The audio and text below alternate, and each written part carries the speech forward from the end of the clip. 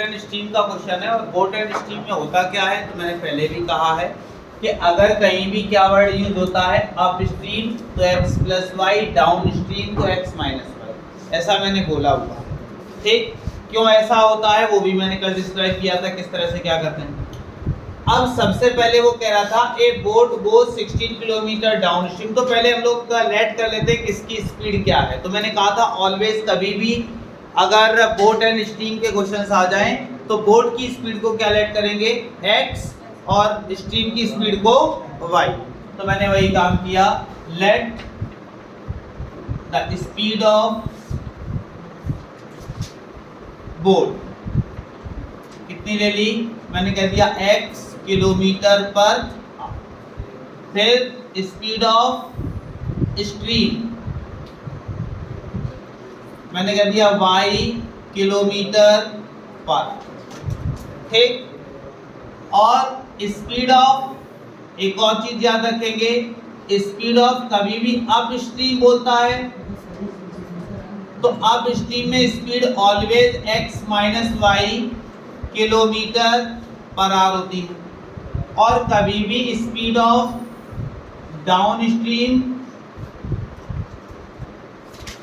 तो याद रखेंगे ऑलवेज क्या हो जाएगी, x प्लस वाई किलोमीटर पर।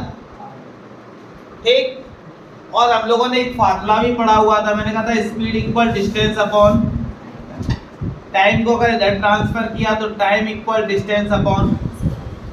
अब समझते, कह रहा था हमने बात की अकॉर्डिंग टू क्वेश्चन, कह रहा है ए बोट गो 16 किलोमीटर अप स्ट्रीम, यानी कि एक बोट है वो पहले 16 किलोमीटर किसमें गई, अप स्ट्रीम में, और उसके बाद वो 24 किलोमीटर डाउन स्ट्रीम में, फिर वहां से वो वापस आया होगा 24 किलोमीटर डाउन स्ट्रीम। वापस आने में टोटल जो टाइम लगा वो कितना लगा, 6 आवर। तो पहले वो इतने किलोमीटर, तो ये तो डिस्टेंस हो गई, किसमें गया, अप स्ट्रीम में, तो अप स्ट्रीम में स्पीड कितनी थी, x माइनस वाई। उसके बाद प्लस 24 किलोमीटर डाउन स्ट्रीम में गया तो x प्लस वाई, और टोटल टाइम कितना लगा, 6 आवर। मैंने इसको कह दिया इक्वेशन नंबर। नेक्स्ट आगे बढ़ें तो फिर हमसे कह रहा है कि इट कवर, क्या कवर कर रहा है, 12 किलोमीटर अप स्ट्रीम, यानी कि फिर से यहाँ लिखेंगे 12 किलोमीटर अप स्ट्रीम, तो फिर से x minus Y plus 36 kilometre down stream, यानी कि x प्लस वाई। टाइम कितना लगता है, तो कह रहा है सेम टाइम, टाइम में कोई चेंजमेंट नहीं है, सेम टाइम है, यानी कि 6 है। आई बात समझ में, कितनी कोई दिक्कत। अब हम लोग एक काम करते हैं, इसको बोल दिया इक्वेशन नंबर। थोड़ा सा बड़ा क्वेश्चन है, ध्यान देंगे, बार बार हमें क्या दिख रहा है, 1 में x माइनस वाई, 1 में x प्लस वाई, यहाँ भी दिख रहा है और यहाँ। तो क्या करते हैं, लेट कर लेते हैं। क्या लेट किया कि 1/x माइनस वाई कहीं भी दिखाई देगा तो उसको हम कह देंगे a, और 1/x प्लस वाई कहीं भी दिखाई देगा तो उसको क्या बोल देंगे, रखते हैं वैल्यू। तो पहली इक्वेशन में मैंने पुट की, तो पहली इक्वेशन में पुट करने से हो जाएगा कितना, 16a प्लस 24b, और इक्वल में कितना, 6। दोनों में कुछ कॉमन है, क्या कॉमन है, 8 कॉमन लिया तो 8 2 जा 16 और 8 3 जा, और इक्वल में 6। कोई दिक्कत। अब क्या करेंगे, इस 8 को नीचे भेज दिया, तो जब इस 8 को नीचे भेजा तो हमारे पास कितना हो जाएगा, 2a प्लस 3b इक्वल में 6/8।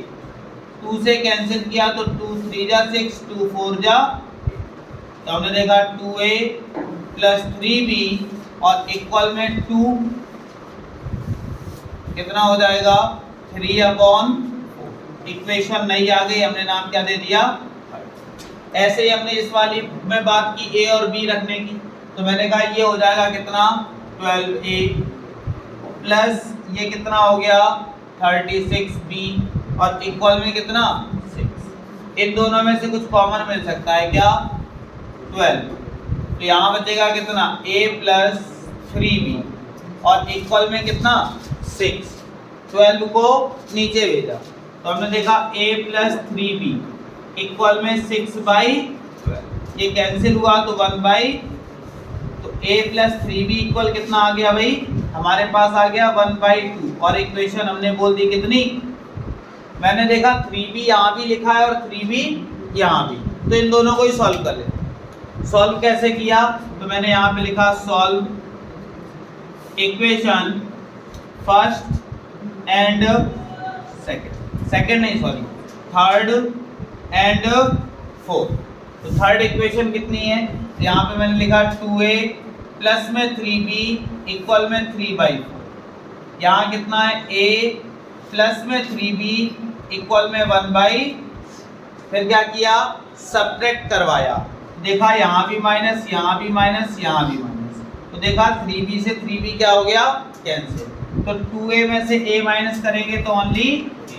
यहाँ देखा 3/4 और माइनस में 1/2, तो जब इसको सॉल्व किया तो हमारे पास आ जाएगा 1/, a की वैल्यू कितनी आ गई, 1/4। कहीं भी रख दो, क्या करो, कहीं भी पुट कर दो। तो पुट करने से क्या होगा, इस वैल्यू को उठा के चाहे यहीं पुट कर देते हैं, किसमें, पुट इक्वेशन 4। तो इक्वेशन फोर्थ क्या है, मैंने यहाँ पे देखा a प्लस 3b इक्वल में 1/, तो a की वैल्यू कितनी है भाई, तो a की वैल्यू मैंने निकाली थी कितनी, 1/4। तो 1/4 को उधर ले गए तो यहाँ हो जाएगा 3b इक्वल 1/2 माइनस 1/4, तो 3b इक्वल एलसीएम 4, तो यहाँ हो जाएगा 2 माइनस 1, तो 2 में से 1 जाएगा, कितना बचेगा, ओनली, क्लियर। और 3 को भी इधर भेजा तो b की वैल्यू कितनी आ गई, 1/, तो हमें a की वैल्यू मिल गई और b की, लेकिन हमें a और b तो कहीं क्वेश्चन में था ही नहीं, हमें किसकी वैल्यू निकालनी थी, x और y की। तो हमने कुछ लेट किया था, क्या लेट किया था, तो हमने देखा 1/x माइनस y इक्वल में कितना है, a।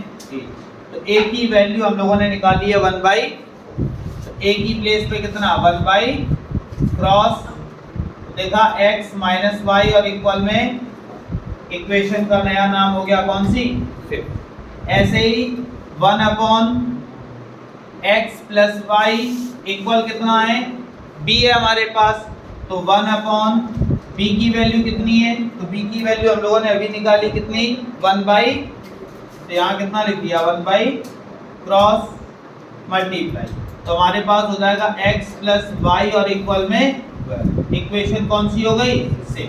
फिर से सॉल्व कर दें किसको, फिफ्थ और 6 को, तो 6 ये लिखी है, इसी के नीचे फिफ्थ लिखे दे रहे हैं, तो यहाँ पे लिख दिया x माइनस y और इक्वल में 4।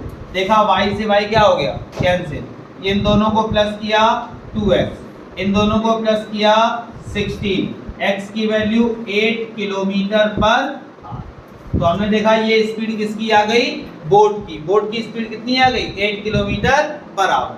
किसी में भी रख दो, इसी में रख देते हैं हम लोग। यहाँ देखा x की जगह 8 माइनस वाई इक्वल 4, ठीक है, 4 को इधर ले आए तो 8 माइनस 4 इक्वल वाई, तो y की वैल्यू कितनी आ गई, 4 किलोमीटर पर आवर। तो बोट किसकी स्पीड, बोट की स्पीड कितनी आ जाएगी, 8 किलोमीटर पर आवर, और हमारे पास किसकी स्पीड, स्ट्रीम की स्पीड कितनी आ जाएगी, 4 किलोमीटर पर आवर। आई बात समझ में कि नहीं है, कोई दिक्कत, नोट करो।